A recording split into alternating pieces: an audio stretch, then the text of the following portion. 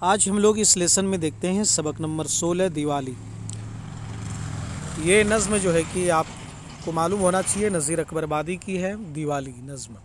हर एक मकामी जला फिर दिया दिवाली का, हर एक तरफ को उजाला हुआ दिवाली का, सभी के दिल में समा भा गया दिवाली का, किसी के दिल को मज़ा खुश लगा दिवाली का, अजब बहार का है दिन बना दिवाली का, जहाँ में यारो अजीब तरह का है ये त्यौहार, किसी ने नकद लिया और कोई करे है उधार, खिलौने खेलों खिलौने खेलों बतासों का गर्म है बाज़ार, हर एक दुकान में चिरागों की हो रही है बहार, सबों को फिक्र है अब जा बजा दिवाली का,